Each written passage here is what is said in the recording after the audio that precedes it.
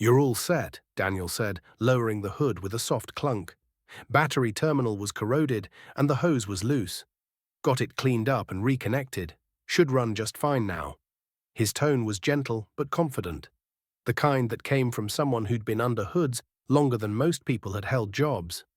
Standing across from him, soaked in sweat and road dust, was Rachel Bennett, 29, a former marketing coordinator from Knoxville, Tennessee, who had driven to Johnson City for a job interview she was already late to. Her car had died on the side of I-26 in the middle of July, in the kind of southern heat that turns dashboards into ovens. She had coasted it off an exit ramp and found herself at Ross Auto Repair, a small one-man garage with peeling paint and a dog sleeping by the front tire rack. Rachel blinked. "How much do I owe you?" she asked, already mentally calculating if she could afford dinner after this. Daniel shook his head and wiped his hands on a rag. "You don't," he said simply. Her eyebrows lifted. "Seriously?" "Seriously. It took me 20 minutes. No parts, just time." He paused, then added, "Looks like you've had a long day." "Sometimes people just need a break." Rachel stared at him. She hadn't been shown grace in a long time.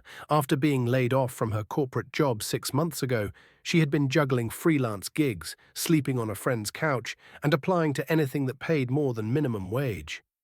This interview felt like her last shot, and it had started with her car breaking down and her phone nearly dead. "I don't know what to say," she whispered. Dan smiled faintly. "Then just drive safe." She climbed into the driver's seat and sat in stunned silence for a moment before rolling down the window. "What's your name?" "Dan Ross."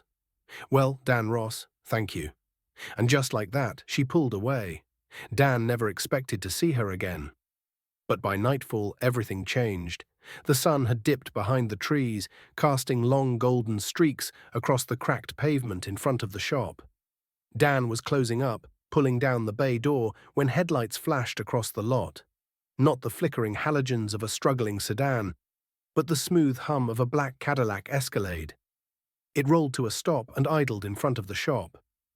Out stepped a man in a grey suit, shined shoes, silver cufflinks, and posture like he ran meetings that made or broke companies. "Are you Daniel Ross?" the man asked.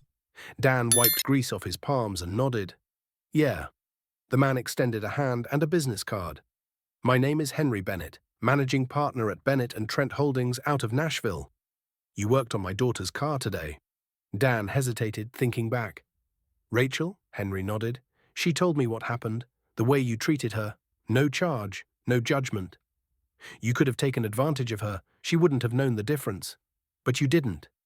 Dan shifted uncomfortably. "It wasn't a big deal. She says it saved her day and reminded her not everyone's out to take something." Then the back door of the SUV opened.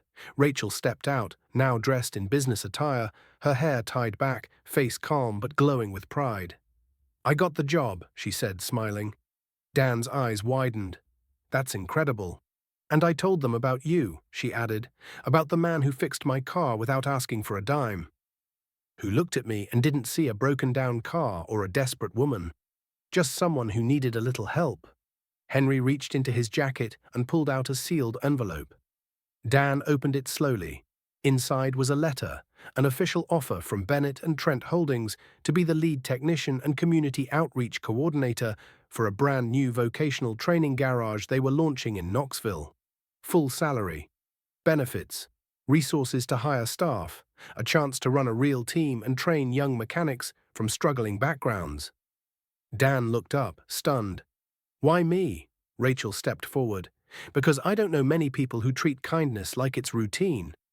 But you did. And now you've got a chance to do that for others." Dan's voice caught. "I've never even worn a tie." Henry chuckled. "Good. It means you're probably exactly what this place needs."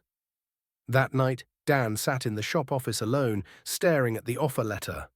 He thought about the past 10 years, how he'd inherited the shop from his father after a stroke, how business had slowed with the rise of dealership service centers, how he'd worked late into the night alone more times than he could count. He had never once asked for recognition. He just did the work, honestly, quietly. Now one small act of kindness had rewritten his future. 6 months later, Ross Vocational Garage opened its doors to its first class of apprentices, teens who had dropped out, veterans looking to transition, single mums learning a trade. Dan wasn't just fixing cars anymore, he was building people, and every time someone asked him how it started, he'd smile and say, "One girl, one dead battery, one yes." Before the story ends, let us know your country or city in the comments. Let's see how far this story has reached. So, sometimes the smallest good deed can become the biggest turning point.